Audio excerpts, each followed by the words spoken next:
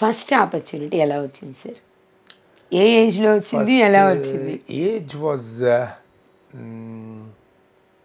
Around 40s. Around 40s లో ఇండస్ట్రీకి వచ్చి 200 సినిమాలు, 200 అయినాయి. యా, దాదాపుగా 200 అయినాయి. 200 సినిమాలు, Yes. 200 సినిమాలు ఇండస్ట్రీలో ఇంత కాంపిటీషన్ మధ్య తట్టుకొని చేయడం అంటే it's not easy. It's not at all easy task. C,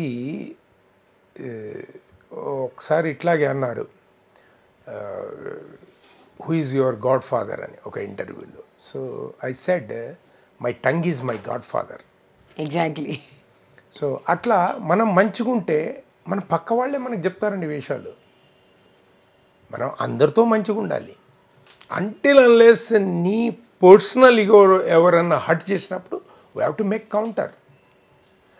అంటే మనము సమర్థులము కాము అని ఎదుటోడు అనుకున్నప్పుడు మన సమర్థత అప్పుడు చూపించాలి. ఖచ్చితంగా చూపిస్తా. కాకపోతే నా అంతటా నేను ప్రొవోక్ కావద్దు. ఇండస్ట్రీ రకరకాల మనుషులు, మనస్తత్వాలు ఉంటాయి. We have to mingle with them first of all. అట్లా ఆలోచిస్తుంటాను. First opportunity sir? First opportunity అనుకున్నప్పుడు తేజ గారు జై సినిమా తీస్తున్నారు, కొత్త వాళ్ళకి అవకాశాలు అన్నప్పుడు నేను కూడా దానికి I send my photographs. Okay. ఎలా అనిపించింది ఇంట్రెస్ట్? అంటే నాకు ఉండింది ఈ పౌరాణిక వేషాలు వేయటం. మా ఊర్లలో శ్రీకృష్ణ రాయబారం అది వేశారు, నేను ఒక పాత్ర చేశా దాంట్లో. మా బ్రదర్ అర్జుని పాత్ర వేశారు. మా అన్నయ్య ఫస్ట్ యాక్టర్ మా ఇంట్లో. సో ఈజ్ ఆల్సో మా అసోసియేషన్ మెంబర్. ఫస్ట్ ఆయన్నే మెంబర్, అంత he's now in US. So ఆయన తర్వాత ఇంకా ఆ జీల్ ఉండింది. మధ్యలో 82లో టచ్ చేశాను. ఈ ఘర్షణ అనే టైటిల్ 82లో రిజిస్టర్ చేశాను. ఘర్షణ శ్రీనివాస్ గారు. అయితే అది అయిపోయింది. ఇంకో కార్తిక్ ఘర్షణ వచ్చింది, అది అయిపోయింది. ఈ ఘర్షణ వచ్చేసరికి నేను యుఎస్ నుంచి మళ్ళీ రిటర్న్ వచ్చాను 2002లో. నేను 2001లో రిటర్న్ వచ్చాను. వచ్చిన తర్వాత జై సినిమా తర్వాత అదే ఇయర్లో ఇది కూడా రిలీజ్ అయింది. బట్ 2003లోనే షూటింగ్ అయింది జైది.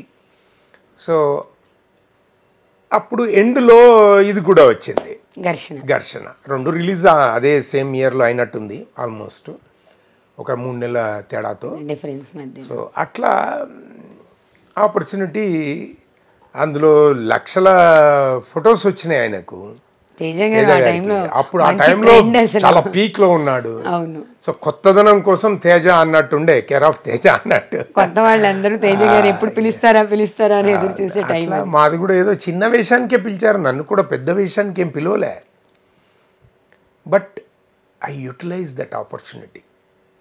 చెప్పానుగా ఇందాక, మనం మంచిగుంటే ఎవరైనా సహకరిస్తారు. అదే formula applied throughout my career. Still I am applying same formula. మనం మంచిగా ఉంటే అంతే పిలుస్తారు ఖచ్చితంగా పిలుస్తారు. What about KGF sir? KGF 2లో they called me in last minute. I was on my word, but they are not. వాళ్ళు సాలర్లో పిలుస్తా అన్నారు. ఇప్పుడు ఈ ఇంటర్వ్యూ ఎవరైనా ఒక్కరు చూసినా కూడా నాకు they promised me, sir we are paying less but you get opportunity in Salaar అన్నారు. బట్ ఇవ్వకున్నా ఓకే థ్యాంక్స్, థ్యాంక్స్. బట్ అన్నప్పుడు చేయగలిగితేనే అనాలి, లేకపోతే అనొద్దు అనేది నా అభిప్రాయం. ఎలా అనిపించింది sir KGF experience? He's extreme talented. మీరు ప్రశాంత్ నీల్ ఎక్స్ట్రీమ్ టాలెంటెడ్. ఒక ఆర్టిస్ట్ నుంచి తను ఏం కావాలి, తను ఏం కోరుకుంటున్నాడో అది తను రాబడతాడు. Is very dedicated man.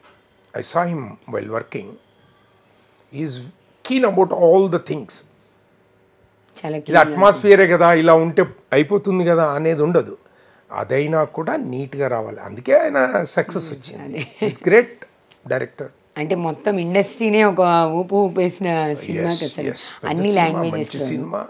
అసలు their taking and their dedication is marvellous.